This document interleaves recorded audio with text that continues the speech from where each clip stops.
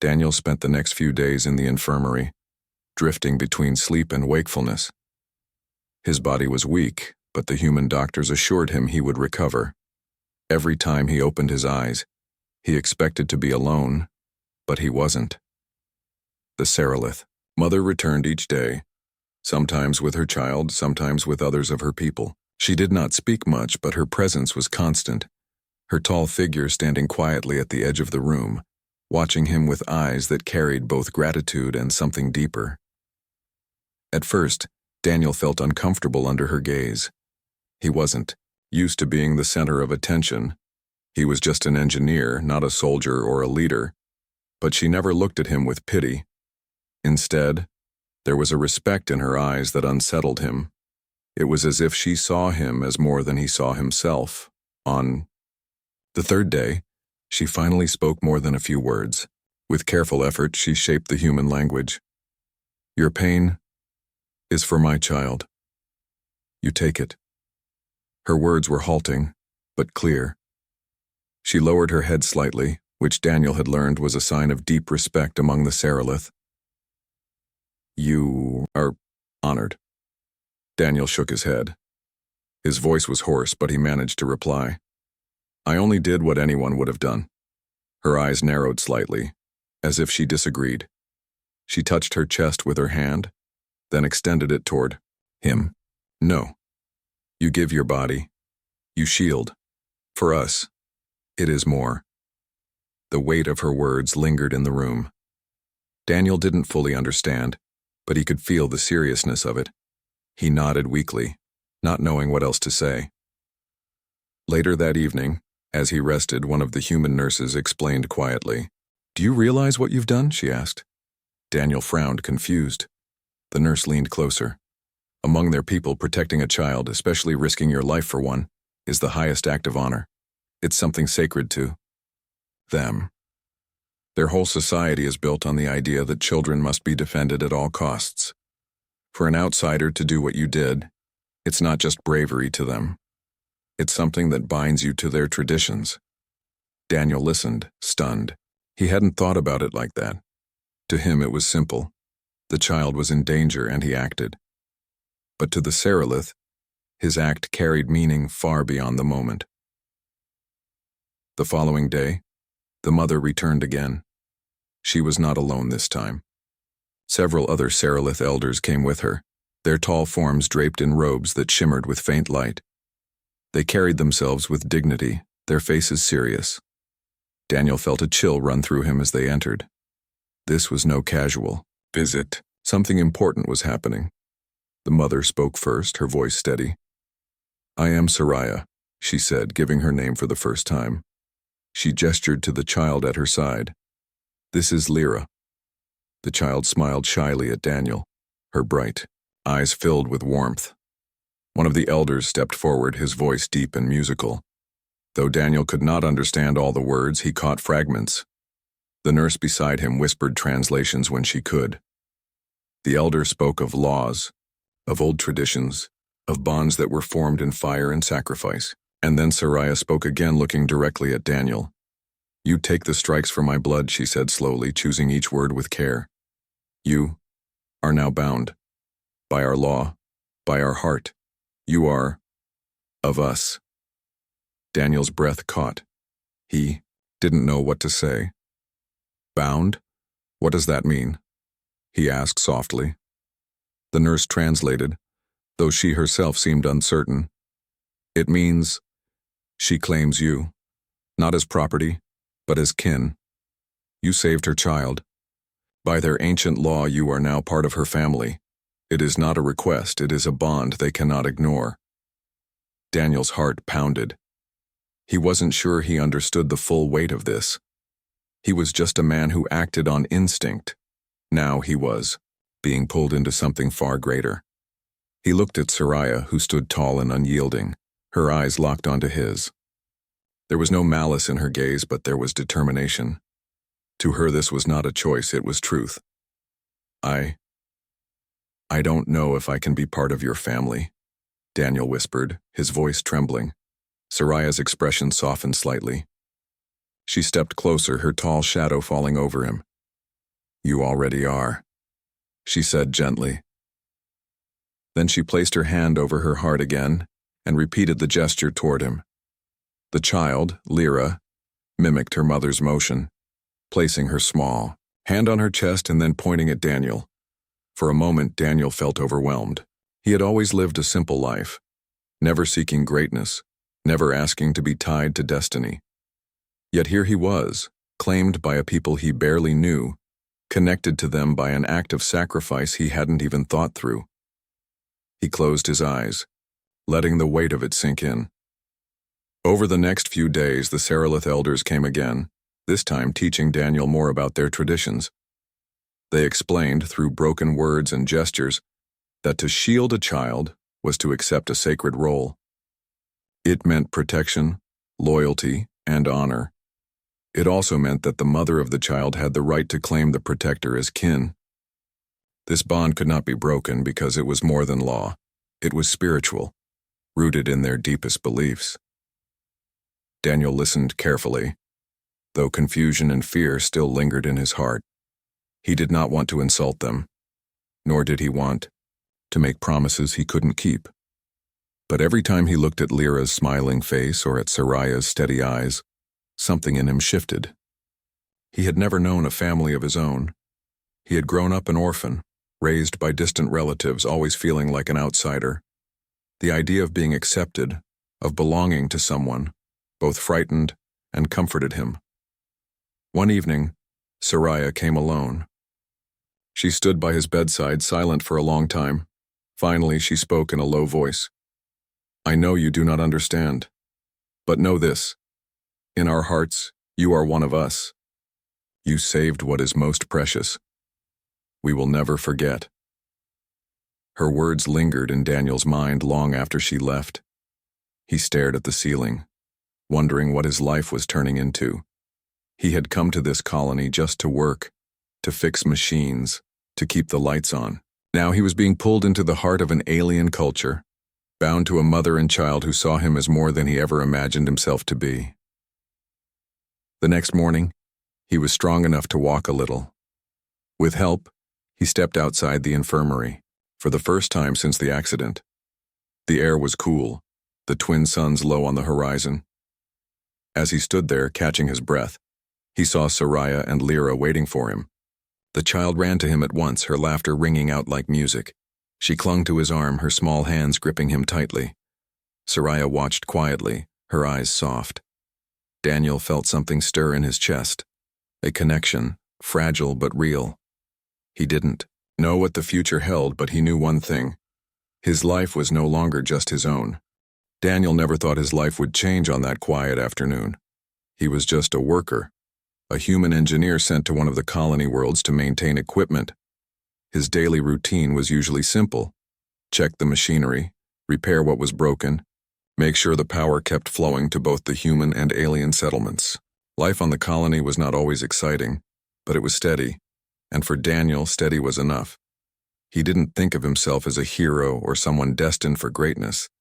He was just a man who tried to do his job right. But sometimes, destiny doesn't ask what you want. Sometimes it places you in the right place at the right moment and everything changes. The colony was a strange blend of two worlds. Humans had settled there after reaching an agreement with the native species. The aliens, tall and graceful, with shimmering eyes and skin that reflected soft shades of blue and silver, had lived on the planet for generations. They called themselves the Seralith. Their culture was ancient, filled with traditions and rituals humans barely understood. At first, there had been unease between the two species, but slowly, over the years, they had learned to live side by side. Trade, knowledge, and cooperation kept the peace, though misunderstandings still happened. Daniel had grown used to working near the Seralith. He didn't speak their language fluently, but he knew enough to communicate with gestures, smiles, and simple words. Many of them were kind, though distant, watching humans with a careful curiosity. Children, however, were different. The Seralith young were playful, innocent, and often ran around the settlement with laughter that sounded like soft music. Daniel sometimes watched them while repairing generators or cleaning solar panels, and their joy reminded him of the children back on Earth. That day, Daniel had been called to fix a damaged power relay near the edge of the alien settlement. The system had been acting strange for days, sparks, unstable energy surges, and strange humming sounds. He crouched near the machine, tools spread out beside him, muttering to himself as he checked wires and connections. The sun of the colony world was bright, but the light was softer than Earth's, and the sky shimmered with faint bands of violet. It was almost peaceful, until he heard the sound. It was a small gasp, followed by a high-pitched cry. Daniel looked up, confused, and saw a movement near the relay. His heart skipped. One of the Cerilith children had wandered too close. The little Bun, no older than 6 by human guess, stood curiously near the machine, watching the flashing lights with wide eyes. Daniel's stomach tightened. He knew the system was unstable, and even a small surge could release dangerous electrical strikes. He shouted, waving his hands, trying to scare the child back, but the language barrier was strong. The child tilted, her head confused, taking one step closer instead of away. In that instant, everything changed. The machine let out a violent crackle, sparks flying. Daniel saw the surge building, a flash of raw energy crawling along the wires. His instincts screamed. There was no time to think, no time to plan. The child was directly in the line of danger. If the surge discharged, it would strike her. Daniel ran. He didn't think about his own safety. He didn't think about what it might cost him. His only thought was clear: protect the child. His boots pounded the dusty ground as he launched forward. The surge released at that exact moment, a bright flash of electricity arcing outward. Daniel threw himself between the child and the machine, wrapping his arms around her small body and turning his back to the strike. The pain was instant. It felt like fire tearing through his body, muscles locking, nerves screaming. The force knocked him to the ground, and for a moment the world blurred into blinding light. His teeth clenched, his body shook, but he refused to let go of the child. He curled tighter around her, shielding her as the surge washed over him. Then with a final crack, the energy faded, leaving the air thick with the smell of ozone. Daniel gasped, collapsing to the ground. His body trembled, his skin burned, and every breath felt heavy. But the child, she was safe. Wide-eyed and trembling, she looked up at him unharmed. Shadows moved quickly around him. Figures gathered, tall and graceful, their voices urgent and strange. The Cerilith adults rushed forward, lifting the child from his arms. Daniel blinked, trying to focus as he heard their musical voices speaking rapidly. Among them, one figure stood out. She was taller than the others, her presence commanding. Her eyes, deep and bright, locked onto Daniel. It was the child's mother. Her face shifted through emotions Daniel couldn't fully understand. Fear, relief, confusion, and something deeper. She knelt beside him, her hand hovering near his chest as if afraid to touch him. Daniel tried to speak, but the words stuck in his throat. His strength was fading. All he could manage was a weak smile, a small gesture to show the child was safe. Darkness pressed in at the edges of his vision.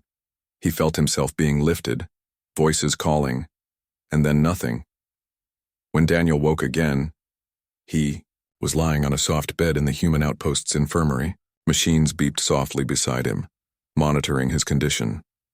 His body ached in every joint, his arms and back wrapped in bandages. He groaned, trying to sit up, but a nurse hurried to his side, telling him to rest. "You're lucky to be alive," she said softly.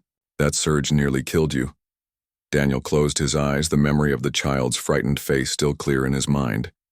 He had acted on instinct, and though the pain was sharp, he knew he would do it again without hesitation. Hours later, when the infirmary quieted, he heard movement at the door. He turned his head and saw them, the Cerilith. A group of them entered silently, their tall figures almost glowing in the dim light. At the front was the mother. She carried herself with dignity, but her eyes never left him. The child walked beside her, holding her hand, though her gaze was fixed on Daniel with a mixture of awe and gratitude. The mother stepped closer, her voice low and melodic.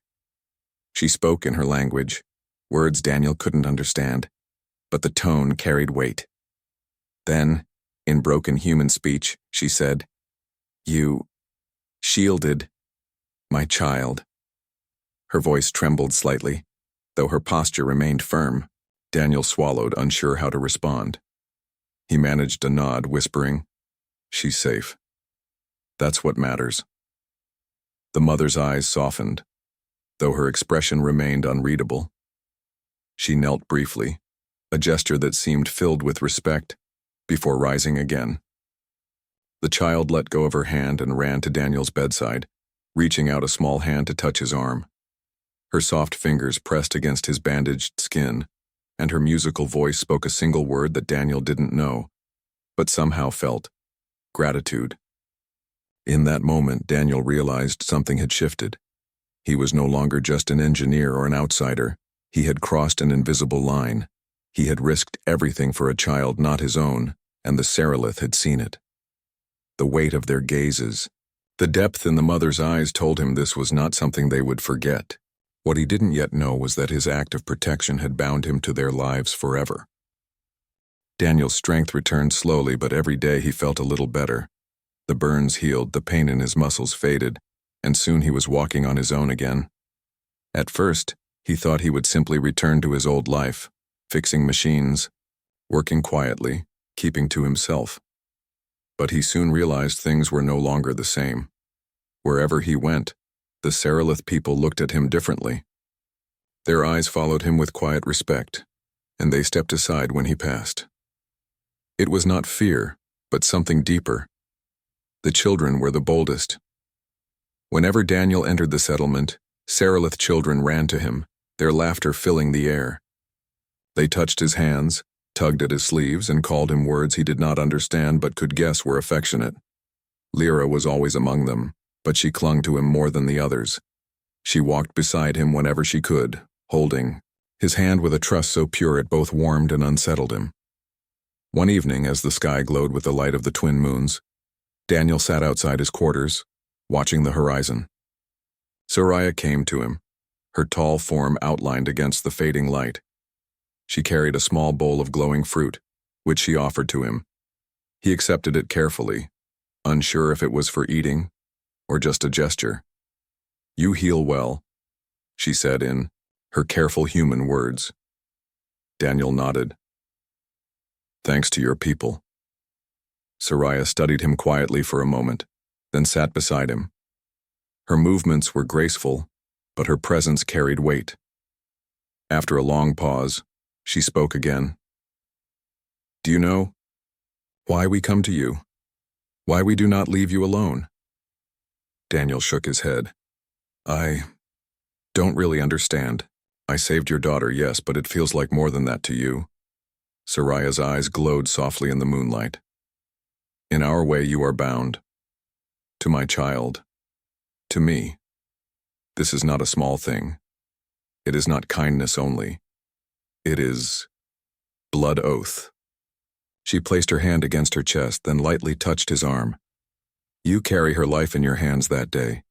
You are now part of her life, and mine." Daniel swallowed, unsure what to say.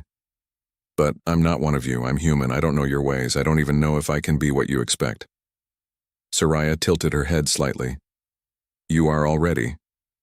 You gave pain for her safety. That is enough. The rest will come."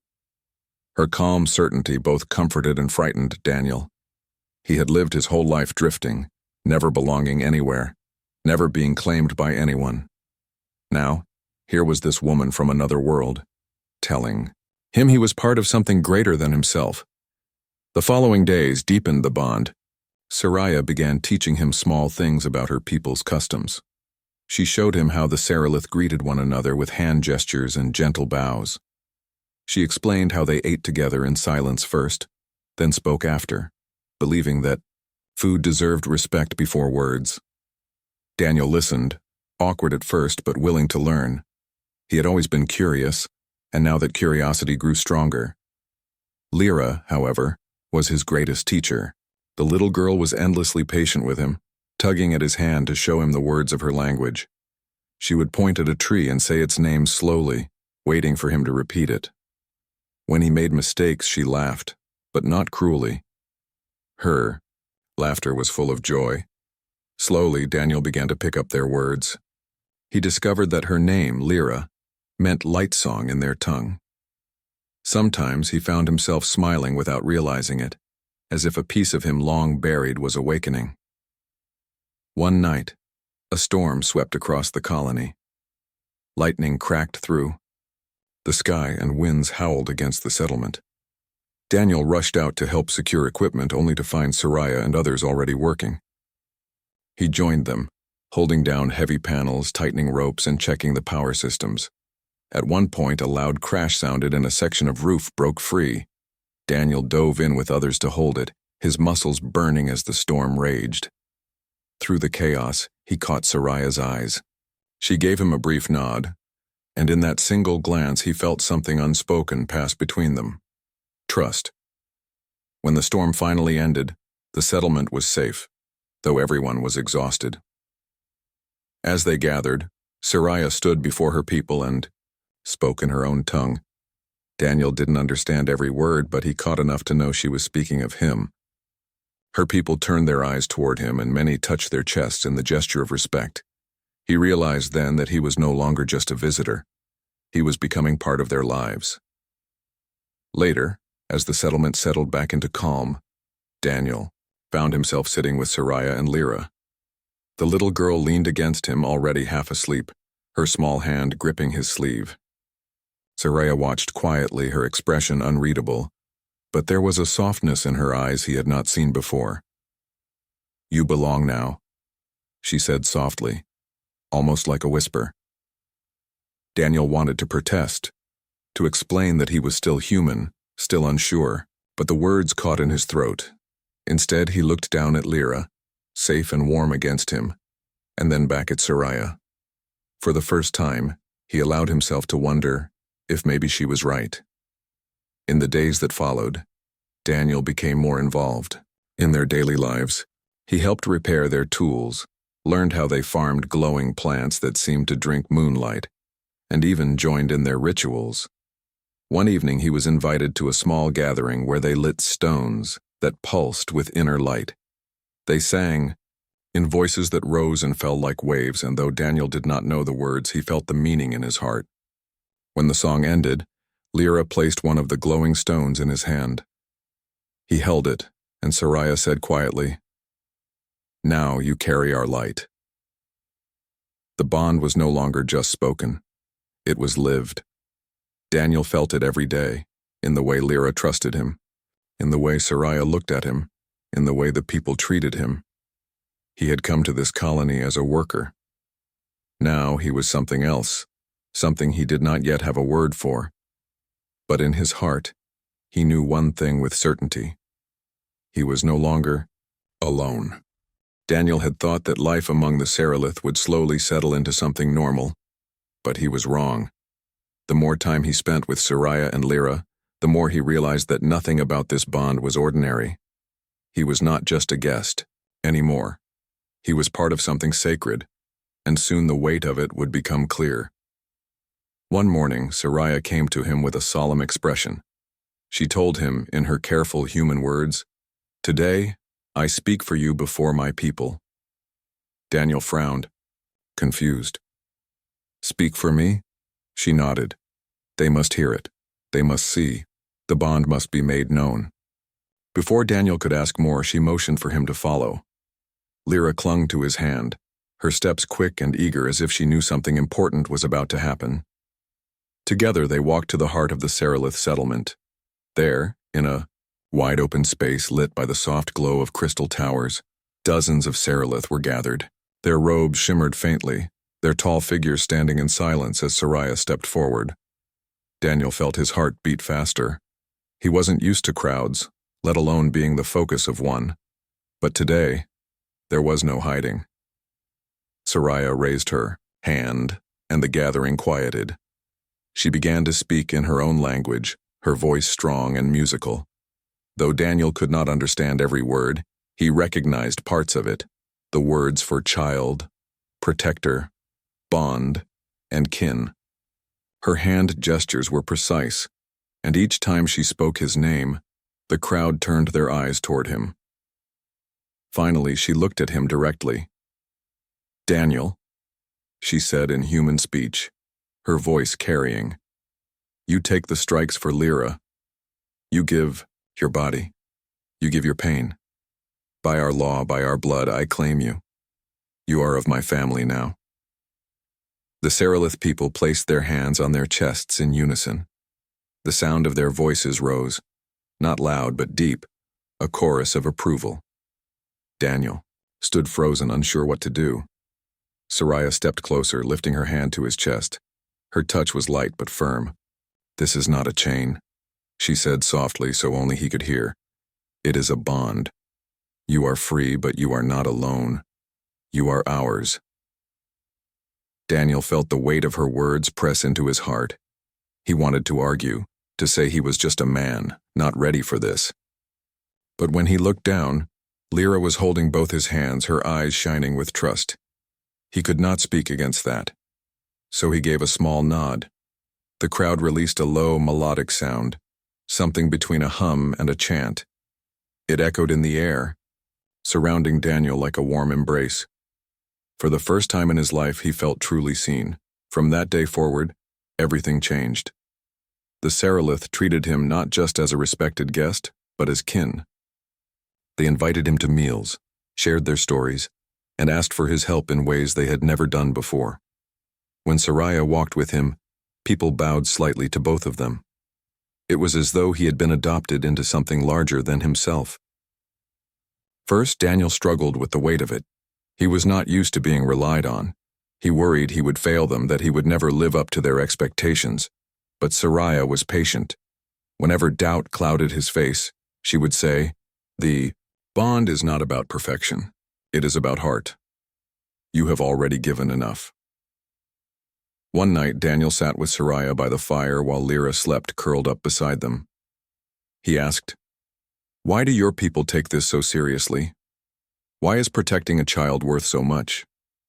Soraya's eyes reflected the firelight. "Because children are the future. Without them there is no life, no song, no tomorrow. To protect one is to protect all. And when you, an outsider, gave yourself for my child, you showed us something rare. You showed us that even beyond our kind, the bond is true." Her words sank deep into him. He realized then that this was not just about Lyra, not just about Soraya.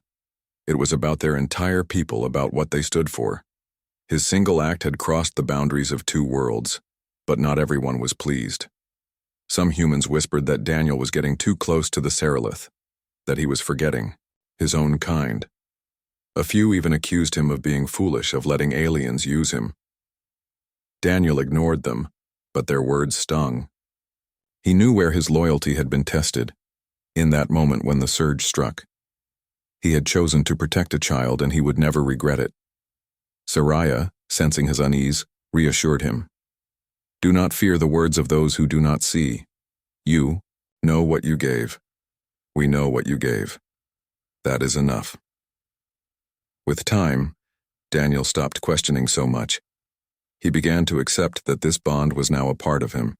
He worked side by side with the Seralith, shared laughter with the children, and learned their songs. And through it all, Soraya was there, steady and unshakable, guiding him with quiet strength. One evening, as the moons rose high, Daniel looked around the settlement, at the glowing plants, at the crystal towers, at the faces of the people who now welcomed him, and he realized something. He no longer felt like an outsider. For the first time in his life, he felt like he belonged. Time passed, and Daniel's place among the Seralith grew stronger.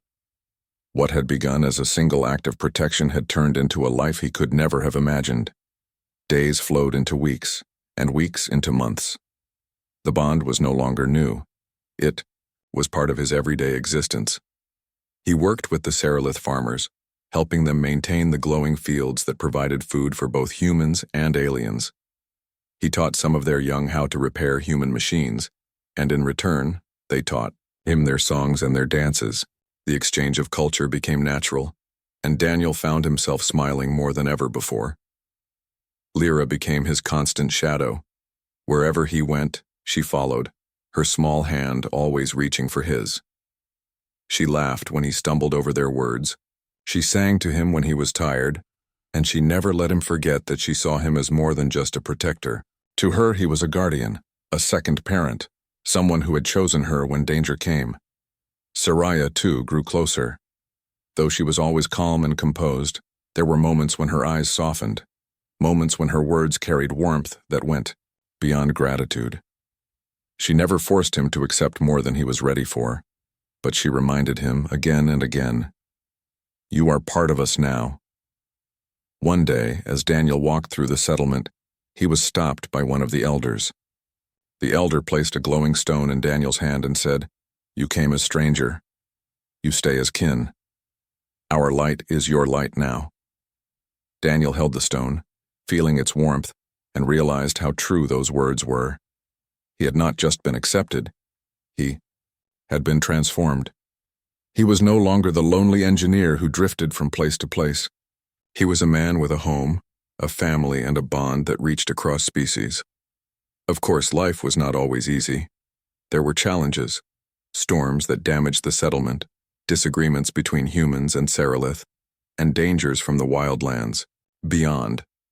But each time, Daniel stood with Soraya and her people. Each time he chose to protect what he now called his own. The greatest challenge came one evening when a group of human officials arrived at the settlement. They had heard of Daniel's bond with the Seralith and were uneasy. They questioned him, asking if he had forgotten his duty to his own kind. Daniel listened quietly, then answered simply, "I did not forget. But when a child is in danger, there is no human or Seralith. There is only life, and I will protect it." His words spread quickly, whispered among both humans and Seralith. To some, he was a hero, to others, a fool. But to Daniel, it did not matter. He had made his choice long ago, when he threw himself in front of that surge. That night, Soraya came to him, her eyes filled with quiet pride. "You speak true," she said softly. "You see as we see. You are ours, Daniel. And we are yours." As the moons rose, Daniel sat with Soraya and Lyra by the fire. Lyra leaned against him, humming a soft tune, while Soraya sat close, her eyes reflecting the light. He looked at them, mother and child, and felt a peace he had never known before. He had not planned this life. He had not sought it. But it had found him. And in the end, what had begun as sacrifice had become a gift. Daniel was no longer just a man who took the strikes for a child. He was part of a family, part of a people, bound forever to the alien mother who claimed him, not as property, but as kin. And for the first time, Daniel did not feel lost. He felt home.